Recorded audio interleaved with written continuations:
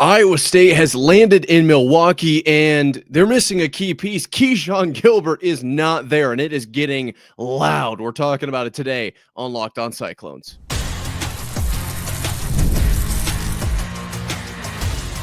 You are Locked On Cyclones, your daily podcast on the Iowa State Cyclones, part of the Locked On Podcast Network, your team every day. Welcome into Locked On Cyclones, part of the Locked On Podcast Network, your team every day. Shout out to you for being here every single day and making this your first watch or listen of the day. I appreciate it more than you know. Wherever you're watching or listening, be sure to subscribe so we can prove once and for all that it is, in fact, a Cyclone state. Today, we're going to be talking about no Keshon traveling with this Iowa State men's basketball team. Then in the middle, we're going to talk about, was this season a disappointment, which I'm going to give a little bit away. That's a crazy take. And then finally, we're going to talk about the women defeating Princeton to move into the first round of the women's March Madness tournament and just how exciting that is. There's a ton of statistics around that are a very big deal. So do not go anywhere. Before we get that far, though, today's episode is brought to you by Game Time. Download the Game Time app, create an account, and use code LOCKEDONCollege for $20 off your first purchase. Now, I am not going to lie. I didn't expect this to be big news, but Keshon Gilbert did not travel with Iowa State to Milwaukee, where they look to face and hopefully defeat Lipscomb in the first round of the NCAA March Madness tournament. Keshon Gilbert has been ruled out basically indefinitely by T.J. Otzelberger. I believe the direct quote was, he will not be with us. He will not be available as we move forward. And he's not there, and everyone's up in arms about it and thinks there's a culture issue in Ames, and I don't know where this is coming from. I'm going to be completely honest, but we're going to look at both sides of the coin right now. First side, the culture allegations, okay? We talk about this almost every day, it feels like, on this show, just how great and important the culture is at Iowa State. Now, I guess what there could be an argument that is the general entire culture of Iowa State, because I do think that the culture in Ames is like literally the best of all time, second to none, from the fans to the players to the entire organization that is Iowa State, the entity that is Iowa State University as a whole. But I guess you could make the argument that they're trying to dial in on this team. But I don't think I just want to squash that bug right away. I don't think that's even valid. The other side of this coin is, my view of this was, I was expecting him fully to not be traveling with the team. And it comes from the press release, obviously, right after Selection Sunday, when, obviously the Cyclones were kind of talking about what the whole deal was, where they were and all of that. And that was the press conference in which T.J. Otzelberger said, we're not going to have any more Keshon. Okay, looks like Taman's going to be back, but Keshon is unavailable moving forward. And then when asked if he would travel with the team, this is where I drew my conclusion from. Otzelberger said, quote, I'll stick kind of to that first statement of, Taman will be ready to go. And with Gilbert, he's got to focus on getting back healthy and getting back to being him, quote. To me, that was him just saying, like, look, I'm not going to tell you he's not going to travel because it's going to create issues, which the dude might be a time traveler. But I am just going to tell you what he's going to be doing. He's going to be focusing on getting healthy and getting back to being him. I think that's exactly what to me, there was no question in my mind. Like, he's not traveling with the team. It's not even really a consideration. He's going to do him. We're going to do us. We hope both parties are very successful. Obviously, he's still a part of the team, but at the end of the day, he's not going to be playing.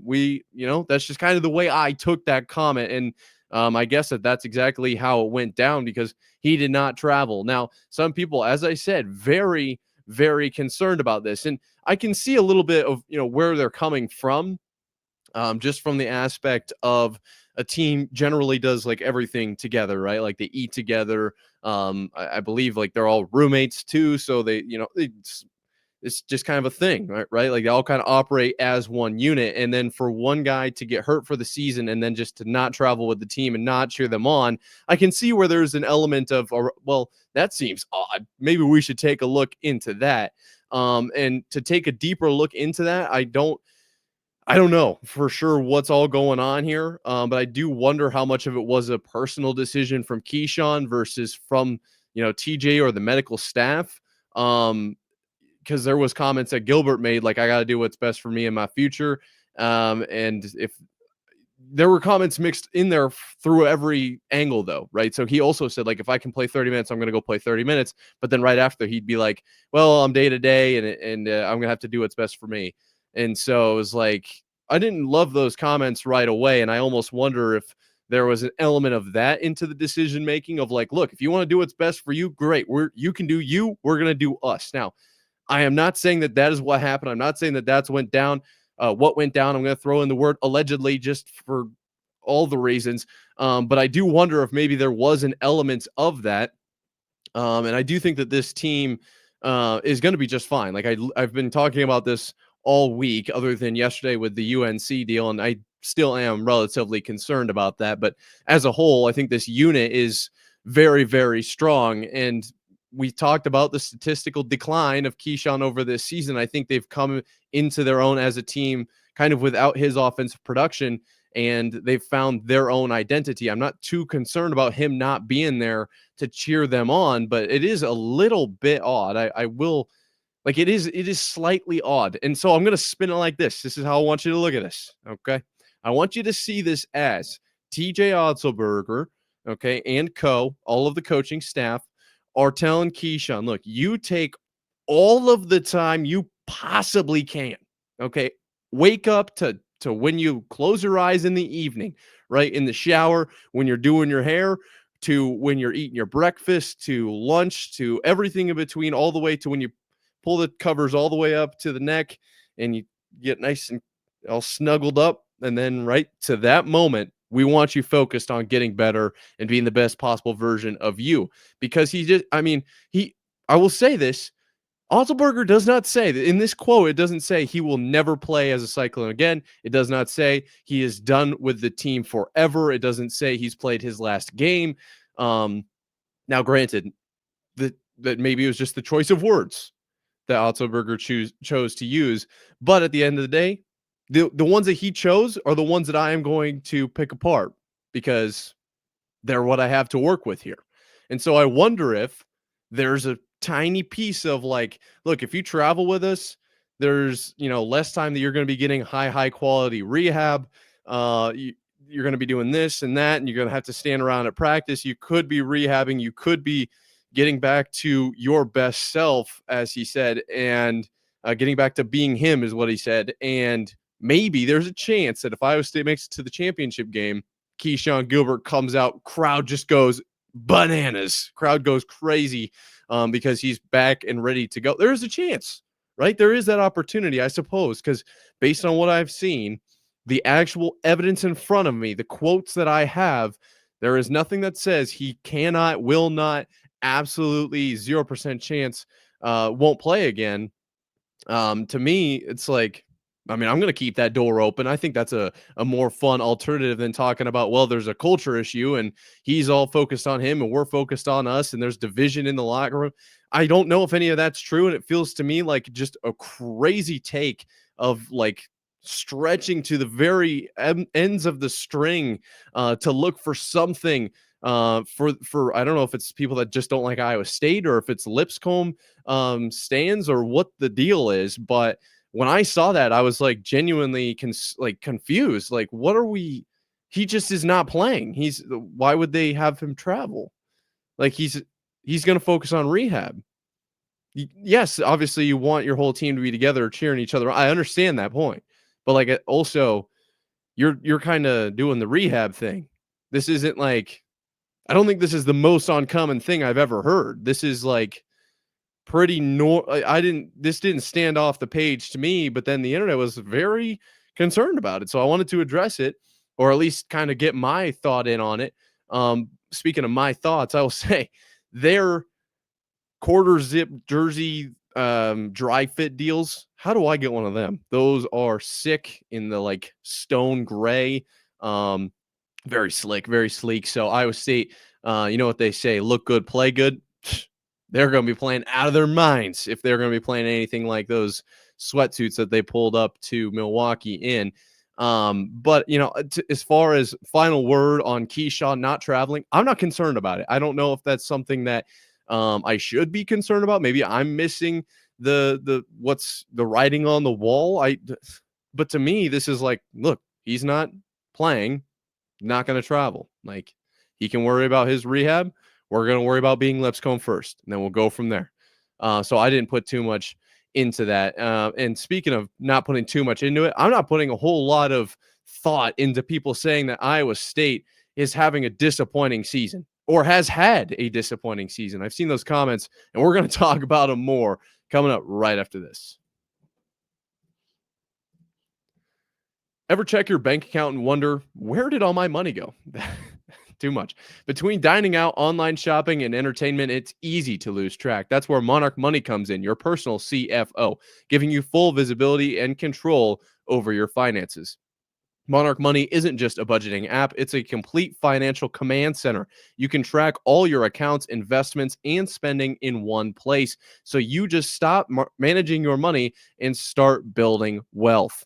Instead of juggling multiple apps, you can use Monarch to check your finances, track spending, and even plan long-term goals.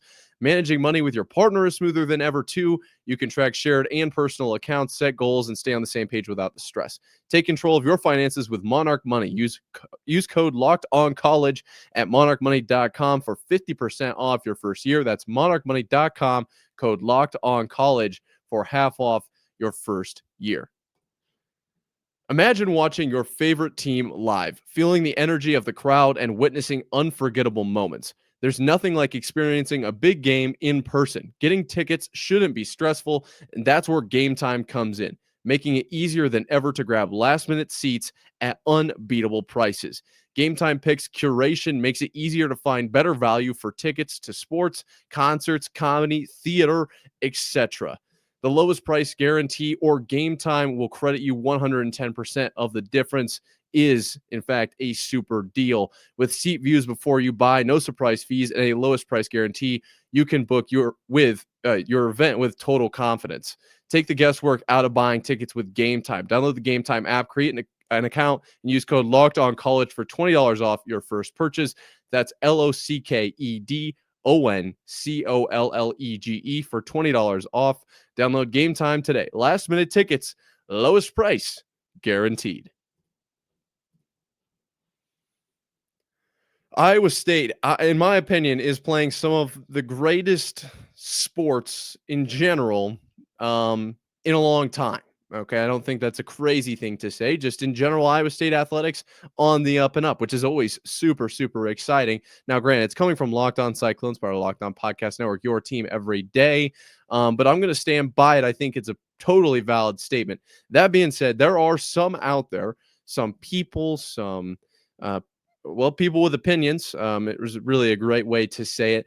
But just anybody, it seems like I've seen enough of this to talk about it right now. People that think Iowa State is having a disappointing season or has had a disappointing season. And to me, that's completely preposterous. I'm not even going to which side should I pick? We're going to play this little game. Well, what do you think I'm going to say? Am I going to say, I kind of agree? No. What are we even talking about here? The arguments that I've heard is that they, at the end of the season, they've been up and down. They've dropped a lot of games. Lost obviously to Oklahoma State was a rough one, but you lose to BYU and Kansas State at home. And it was like, well, last year's team didn't lose at home at all. Well, is that normal? I remember we've talked about Houston.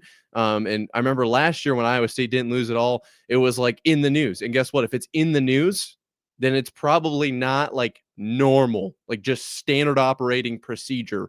To my knowledge, not everyone just goes undefeated at home like every other year. So when they did that, yes, it sets the bar really high, but you can't really do much more than going undefeated. So you drop 2 at home. Well, that's only 1 more than 1, which is only 1 more than 0. Like they weren't that, it's not like they lost half of their home games. That was a wild argument to me. And then on top of that, the whole 3 seed situation and this, that, and the other thing. And it is like, first off, can we not just appreciate a great team? Okay. And that was kind of the argument, is that this team is supposed to be just unbelievably good. And it seems like they're probably going to have a pretty early exit from the tournament. was their argument. I want to make it very clear. I did not say that. Okay. That was just what I've heard. No. First off, we don't even know if Iowa State is going to lose in the first round, second round, third round, or at all. We don't know. It's in the future. I wish I could tell you, because I'd probably be angling my stories here just a little bit to save my own butt. I think that would make sense, right? But I have absolutely no idea, believe it or not, whether or not Iowa State is going to win them all or lose to Lipscomb. Okay, I just can't tell you. I hope they win every single game for the rest of eternity. I think we can all kind of agree on that. That'd be really, really cool. But there's the argument, that they disappointed at home, and they've been up and down this, second half or later third of the season. And then more than anything, that they're not playing up to their potential. So let's talk a little bit about it. Let's not get too crazy and have the same conversation we've had over and over. But this team, obviously the Maui Invitational, the loss to Auburn, it was what it was. That was tough. But then I thought a really solid showing against Dayton and Colorado. And Iowa State just kind of ran the floor with Colorado this year. Colorado really couldn't catch a break, ended up losing, obviously, 2 more times. But going into, like the rest of the non-conference, obviously Marquette and winning the Cyhawk game, always going to be a big one there. They did beat Omaha, who made the tournament for the first time ever this year. I think it was the first time ever, beating the trash can. Shout out to them. That's awesome. But Iowa State has a win over them. Then you go into conference play and they rip off, I think it's 5 straight wins. 1, 2, 3, 4, 5 wins. It's 4 wins before Milan gets hurt. 5 wins in a row, obviously, because they beat Kansas like the day after or the day of the announcement of Milan's broken hand. That was an unbelievable game. That was an awesome game. And right before that was Texas Tech, who is also a 3 seed in this year's tournament and is going to potentially make quite a bit of noise. Very, very good team. Obviously finished second in the standings in the Big 12, only behind Houston. And then obviously then we get into that 7-game stretch that we've talked about with, West Virginia, the loss there. Then they come back and then they drop 3 in a row, and then they get 4 in a row when Milan's back and the team's fully healthy, and then Curtis and Keshon. So that's when the wheels didn't fall off, but they certainly got a little bit looser. Okay. That's when the GPS was kind of acting up a little bit, and maybe you turned a little bit early. You can still get to your destination, but you're just not in the part of the town that you're really used to, right? Like you're not down a dead end per se, but you're just usually turning a couple blocks later. And the map was like, hey, turn right now. And you're like, all right, whatever you say. And then you're like, wait, where am I? I don't recognize what's going on here. I think that's actually a pretty solid analogy. For Iowa State, finished 13-7 in the conference. Yes, 6 games back from Houston, who finished 19-1 in the conference. 30-4 overall. Iowa State 24-9. Texas Tech, BYU, Arizona ahead of them. Obviously, the losses to BYU were rough, and there have been a lot of injuries this season. Now, I don't know where that whole thing goes into the haters' arguments, because I didn't watch every minute of it. And so I guess I'm going to give them the benefit of the doubt, which I don't want to, because why are you even talking about Iowa State like that? But at the end of the day, injuries are a part of the game. And I think that they're probably going to say you have to play through the injuries. And it's like, well, okay, but guess what? It's tough to play with a different team. It feels like every couple of weeks, we're just bringing in different lineups and it was just all over the place. And so in my opinion, for Iowa State to go through everything that they had, they started the season red hot. I mean, just unbelievable. Pull it up on any website and look at www. It's it looks like we're searching something on Google, World Wide Web type. What is it? Are you kidding me? Unbelievable start to the season. Undeniable. That obviously, but then it gets a little bit crazy. And when you just acknowledge what this team went through and how much they battled, and you take into account the amount of wind that got sucked out of their sails when Arizona hits and Caleb Love hits that huge shot, and then you got to come back home and face Kansas State, who was in the middle of their argument for being a national title contender run, and then Kansas at Allen Fieldhouse, who was looking for revenge. It was just boom, boom, boom, body blow, body blow, body blow, and then they come back and they still win for four more, and then obviously, the last couple games of the season is where it does get really, really dicey. But to say that this was a disappointing season is how do you say this? Preposterous? preposterous. I don't know the exact right pronunciation on that word is, but ridiculous. Okay. That's just are you kidding me? I just said all of that to lay it all out I'm going to say it's simple. What are we talking about? No, this was not a disappointing season. I do think it's going to be largely tied to their performance in March Madness, yes. But to say it's been over by now and that we're just writing them off, are you kidding me?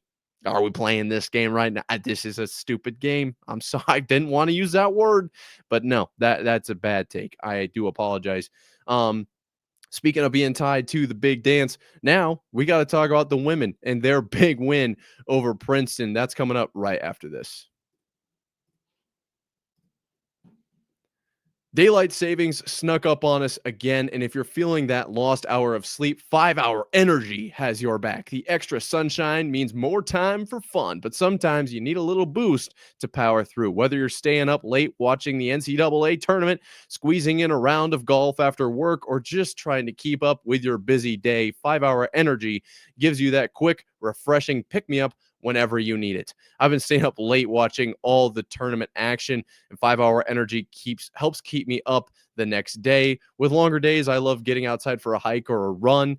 Tropical Burst, great. That's a go-to for a quick boost right there. Head to 5hourenergy.com to find over 15 flavors to choose from, including watermelon, blue raspberry, and peach mango. You can even build your own 12-pack or 24-pack delivered right to your door. Need one now? Grab a 5-Hour Energy shot at your local grocery or convenience store. They're everywhere. Stock up today and stay energized. The NCAA Tournament is here, and so is the Bracket Breakdown. Locked On Podcast Network and Amazon Fire TV channels are teaming up to deliver NCAA Tournament coverage like never before. Watch studio shows featuring former players and Locked On's local experts as they guide you through every upset, buzzer beater, and bracket matchup. Stream it all for free on Amazon Fire TV channel. Search Bracket Breakdown to see it all for free. It's your team every day. That's going to be awesome. I'm not going to lie. Shout out to all of that. Go check that out for sure. You're here with Locked On Cyclones, part of Locked On Podcast Network, your team every day. And let's talk a little bit about some Cyclones winning some ball games because this is really kicking it off. I know we're going to be talking a lot about Cyclone wins and successes over the next couple of weeks here. But let's just dive right on into it in the first four matchup between Iowa State and Princeton. 11 seeds. Iowa State takes the win 68-63 in a thriller. Let's talk about the quarters because this one, ESPN does the game cast where it shows the points in overtime. I guess it would be this way for you guys. So it's like this, and it's like the numbers are going up. This game, it looked like a double helix, the DNA shape where they're just kind of crossing over. And so let's talk about it. Iowa State wins the first quarter by 7, 11-18 at the end of one. Iowa State in the lead. Then Princeton is like, you know what? We should start playing basketball. And they score 27 in the second to Iowa State's 7, right? So 27-7 in the second, huge jump. Okay. Princeton out now ahead by, what is that? Like 13 points, I think is what the math would be potentially. And then in the third, right? So we just had a Princeton big second quarter. Now in the third, Iowa State goes out and is like, yeah, actually, that wasn't really fun in the second quarter. Why don't we play basketball now? So they win the third quarter 27-9, almost the exact same score. So at the end of 3, Iowa State is up 5, is my math there. And the fourth quarter ends up being a complete wash, 16-16 for both teams. And guess what? All of that math right there, all you engineering majors and graduates, 63-68 Cyclone win. Yeah, you heard it here first. Iowa State is officially in the dance, and we'll talk a little bit more about that in a second. But first, let's talk about how this game went for the Cyclones. Audie Crooks walks away with 27 of the 68 points, and Addie Brown has 22 of them as well. So between the two of them, obviously, that's a 49-point game. Quite a few minutes for Addie Brown, had 40 minutes. That's pretty impressive. I'm not going to lie. Addie Brown's line pretty close to a triple double, actually, which is pretty crazy. 22 points, 7 rebounds, 8 assists. I think they might read it points, assists, rebounds. So it'd be 22, 8, and 7, I think is maybe how that gets read. Either way, unbelievable game from Addie Brown and Audie Crooks with 27 points, obviously, but 3 rebounds and 1 assist. Now, I haven't yet talked about anyone else really on the team, but your third leading scorer in this one was Emily Ryan, played 30 minutes, had 9 points, and really quite notably had 6 assists. Now, you might be saying that 6 assists isn't anything crazy for Emily Ryan, right? She's known for dishing them out. Well, this was a relatively important one because this pushed Emily Ryan into, she is now the conference's all-time career assist leader with 688. Big round of applause for Emily Ryan. That's an unbelievable achievement. She said, quote, "Number one, it means I've been here a really long time." First off, I love that. And then number 2, and more importantly, it's obviously like the teammates, the assist stat is not an individual statistic at all. I think that's pretty much Iowa State culture in a nutshell. It's not just me. It's all of us. It's not me. It's we. That's an unbelievable mindset to have. And obviously a really cool thing for her to have under her belt. But this was not the only major statistic in this one. This was not the only major achievement. Bill Fennelly has now 800 career wins under his belt. That is a lot. That is a lot. 800. Wow. That is certainly a lot of games. And to win that many games, he's played more than 800 because he didn't go 800 and no. I hate to break it to you. So shout out to Bill Fennelly. Unbelievable career so far, and I hope it goes on for forever. Obviously, a very successful coach. And shout out to Emily Ryan for that individual little statistic there as well. Now, as far as the rest of Iowa State, nothing too crazy. Kelsey Jones with 5, Ariana Jackson with 3, and Sydney Harris with 2 coming off the bench in 24 minutes, but did contribute 7 rebounds and a steal. So shout out to them. They got it done. 68 points was enough to get by Princeton, and now they will find themselves in the first round, of course, facing number, I believe it's 4 seed is what I want to say, or maybe it's 6 seed, Michigan. That will be a fun one. We'll obviously talk more about that probably tomorrow as I kind of preview both of these games that'll be on Friday as well. So, obviously that's going to be a fun one. Iowa State looking to move into the round of 32, and then they'll play either Notre Dame or SF Austin. We have mentioned this in the past for you everydayers out there. You're like, oh my gosh, I've heard this before. Yeah, that is true. But we'll go a little bit more in depth on that in just, obviously tomorrow. I think that's worth mentioning because, like I said yesterday, not every school in the country has both teams in the bracket in their tournament, right? So we should probably address this, right? Let's talk about it a little bit. But yeah, no, Iowa State obviously getting the big win over Princeton. This is when they have to go. Obviously, it's one and done, or not one. It's not one and done. It's losing, you're out kind of situation, right? Like 1 loss and you're out. Kind of like an eat or be eaten type of situation is kind of the first thing that comes to my mind. So looks like they're all stepping up at the right time. Obviously, Audie Crooks getting 27 in that one was a big deal, and Addie Brown really stepping into her own. Emily Ryan, I mean, the leadership this is a great time to be a Cyclone basketball fan. And the women getting the ball rolling with a huge W is a good thing, right? So let's just ride this wave and take a win in both sides of the bracket. And all of a sudden, look at us. We're all in the Sweet 16. We're going dancing. We've got cakes. We got candles. We're having a great time. That's how it is in Ames. Believe it or not, that's pretty normal. I don't know if that's maybe the best thing to say, but it's going to be. It's going to be moving forward. I'll tell you that right now. I can tell you that for sure. Iowa State is on the up and up, and this is certainly a big deal. They're in the dance. There's the argument of if you're in the first 4 in, are you in the dance? Well, I don't know exactly where I stand on that because you got selected, but you're not really in like the full field. But either way, it doesn't matter because Iowa State is in the full field and will take on Michigan next on Friday. I think it's 10:30 Central is the time. I think so. That's what it shows here on ESPN. So we'll go with that. So be sure to check out that episode, obviously, before the game so you can learn a little bit more about what's going to go on. If you're not subscribed and you're still watching, I mean, we're still proving it's a Cyclone State here, right? This is kind of like what we're doing. You should try to help out. I think it's free. You should look into that. Until next time, Cyclone fans. Sayonara.